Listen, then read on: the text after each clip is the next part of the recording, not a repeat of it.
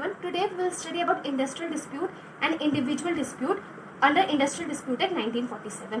तो industrial dispute की जो डेफिनेशन है वो दे रखी है सेक्शन 2 क्लॉज के में कि कौन कौन सा मैटर को इंडस्ट्रियल डिस्प्यूट बोलेंगे और किसे इंडिविजुअल डिस्प्यूट बोलेंगे। अच्छा, अब आप ये बताओ कि ये जानना जरूरी क्यों है कि कोई भी डिस्प्यूट इंडिविजुअल डिस्प्यूट है या इंडस्ट्रियल डिस्प्यूट। क्यों?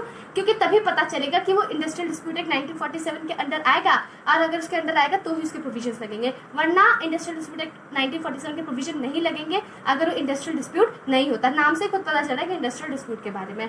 तो मैं आपको पहले इंडस्ट्रियल डिस्प्यूट बताऊंगी, फिर बताऊंगी इंडिविजुअल डिस्प्यूट क्या होता है, उसके बीच का रिलेशन बताऊंगी।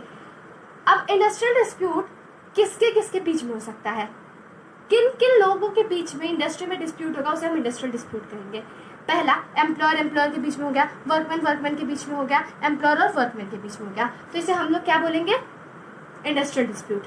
अब ये जो डिस्प्यूट है, ऐसा नहीं कि डिफरेंस ऑफ बस ओपिनियन हो जाए, जैसे एम्प्लॉयर कुछ और कह रहा है, वर्कमैन कुछ और कह रहा है, तो इसे लड़ाई थोड़ी कही जाएगी, इसे इंडस्ट्रियल डिस्प्यूट के अंदर थोड़ी डाल दिया जाएगा, राइट।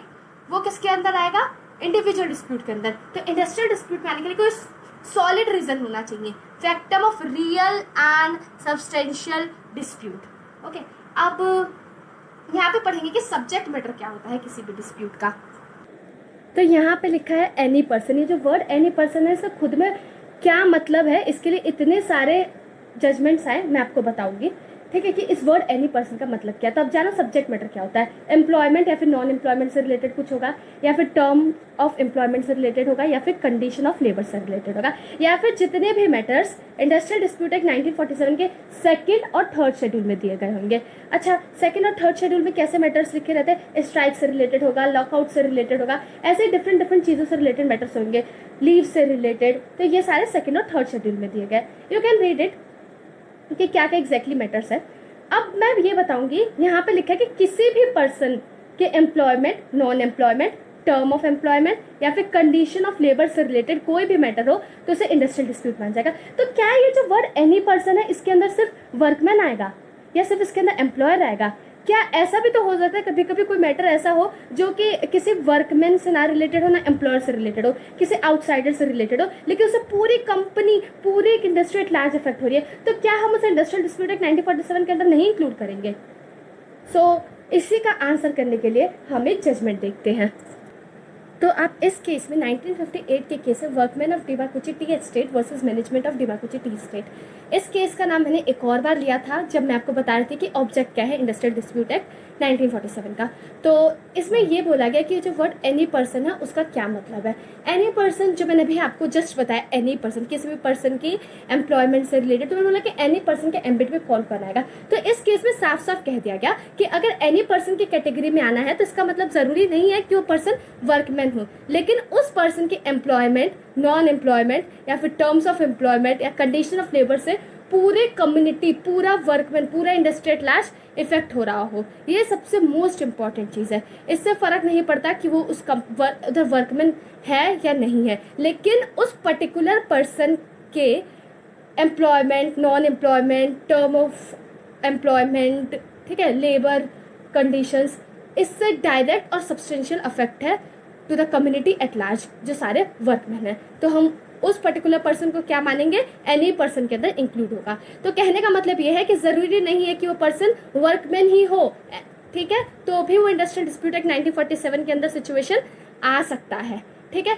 अब मैं बताऊंगी इंडिविजुअल डिस्प्यूट और इंडस्ट्रियल डिस्प्यूट क्या होता है, दोनों में किस तरीके का लिंक है। So now let's get started with that. देखो, इंडिविजुअल डिस्प्यूट होता क्या है। इंडिविजुअल डिस्प्यूट क्या होता है, कभी ऐसा हुआ कि एम्प्लॉयर और वर्कमैन के बीच में किसी तरीके का झगड़ा हो जाता है, ठीक है। एम्प्लॉयर बोलता है कि तुम काम ऐसे नहीं कर रहे हो, वैसे कर रहे हो, तो उन लोगों के बीच में किसी तरीके का एक झगड़ा हो जाता है, तो उसे हम लोग इंडिविजुअल डिस्प्यूट बोलेंगे। मतलब उस डिस्प्यूट से जो पूरा कम्युनिटी, पूरा वर्कमैन को जो कम्युनिटी एट लार्ज है वो नहीं अफेक्ट होता, सिर्फ एक पर्टिकुलर वर्कमैन अफेक्ट होगा, साथ ही साथ उसके साथ कौन अफेक्ट होगा, और एम्प्लॉयर, बस यही होगा। तो वो तो हो गया हमारा इंडिविजुअल डिस्प्यूट। लेकिन तो इंडिविजुअल डिस्प्यूट तो हमको जानने की इतनी जरूरत नहीं है, मैंने जस्ट आपको ऐसे ही बता दिया, क्योंकि इंडिविजुअल डिस्प्यूट हमारे सिलेबस में नहीं है, ठीक है। क्यों? क्योंकि हमें क्या पढ़ना है, इंडस्ट्रियल डिस्प्यूट पढ़ना है। इंडस्ट्रियल डिस्प्यूट एक्ट 1947 के अंदर कौन सा डिस्प्यूट आएगा, इंडस्ट्रियल डिस्प्यूट। इस वजह से हमें ये जानना जरूरी है। तो हम ऐसे सर्कमस्टांसेस के बारे में पढ़ेंगे जहाँ पे एक इंडिविजुअल डिस्प्यूट इंडस्ट्रियल डिस्प्यूट के अंदर कन्वर्ट हो जाता है। कहने का मतलब ये है कि कभी कभी डिस्प्यूट एक इंडिविजुअल ही लेके जाता है, जैसे पेंशन से रिलेटेड कोई एक मैटर है, एक इंडिविजुअल लेके उठता है, लेकिन उससे पूरे वर्कमैन कम्युनिटी जुड़ी हुई है ना, पूरी वर्कमैन का फायदा होगा या नुकसान होगा सिर्फ उस एक वर्कमैन के जाने से, राइट। तो कभी कभी ऐसा होता है कि इंडिविजुअल डिस्प्यूट इंडस्ट्रियल डिस्प्यूट बन जाता है, तब हम वो सर्कमस्टांसेस देखेंगे। तो मैं आपको बहुत सारे केसेस के थ्रू बताऊंगी कुछ। तो सबसे पहला case newspaper limited versus state industrial tribunal UP and others 1957 का केस है।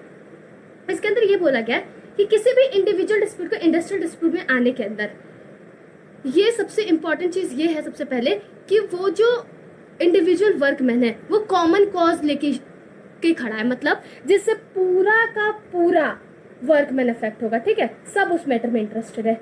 दूसरा, जरूरी नहीं है कि पूरा मेजोरिटी का सपोर्ट मिले, मान लो 100 वर्कमैन है तो 100 के 100 फेवर करे, नहीं, इसकी कोई जरूरत नहीं है। और कम्युनिटी ऑफ इंटरेस्ट, जैसे कि मैंने आपको बताया कि इसमें सबका इंटरेस्ट हो, सारे वर्कमैन इससे अफेक्ट हो, सारे वर्कमैन का सब फायदा नुकसान है।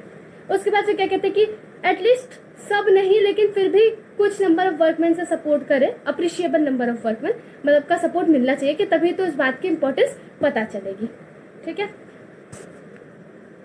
फिर आता है western India match company limited का केस। इसके अंदर ये बोला गया कि कम्युनिटी ऑफ इंटरेस्ट सबसे ज़्यादा ज़रूरी है। इस बात से फ़र्क नहीं पड़ता कि डिस्प्यूट जो है उसकी पार्टीज कौन कौन है, ज़रूर नहीं है कि बहुत सारे वर्कमैन होने चाहिए, एक अकेला वर्कमैन भी रहेगा तो भी चलेगा, लेकिन कम्युनिटी ऑफ इंटरेस्ट रहना चाहिए।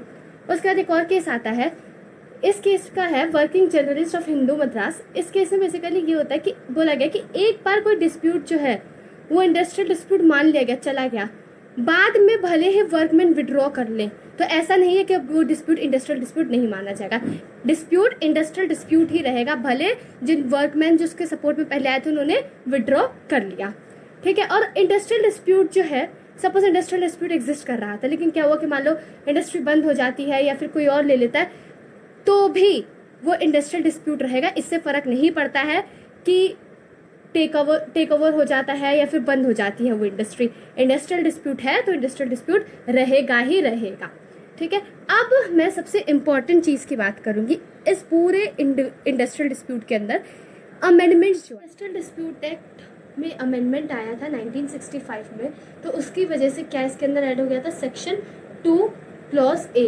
अब सेक्शन 2 क्लॉज ए के अंदर और भी सब सेक्शन थे 2 और 3, ये 2010 में ऐड हुए थे। तो बेसिकली जो हमारे टॉपिक से कंसर्न्ड है वो है सेक्शन 2A का सबसेक्शन 1, जो कि ये बताता है कि अगर किसी भी तरीके का इंडिविजुअल डिस्प्यूट होता है जो कि उस पर्टिकुलर इंडिविजुअल वर्कमैन के डिस्चार्ज से रिलेटेड है, डिसमिसल से रिलेटेड है, रिट्रेंचमेंट से रिलेटेड है या फिर टर्मिनेशन से रिलेटेड है, तो हम ऐसे डिस्प्यूट को इंडिविजुअल डिस्प्यूट ना समझ के इंडस्ट्रियल डिस्प्यूट मानेंगे। Got it. तो कहने का मतलब फिर से मैं रिपीट करूंगी, अगर कोई भी इंडिविजुअल डिस्प्यूट है वो उस पर्टिकुलर पर्सन के डिस्चार्ज, डिसमिसल, रिट्रेंचमेंट, टर्मिनेशन से रिलेटेड है तो उसे इंडस्ट्रियल डिस्प्यूट माना जाएगा।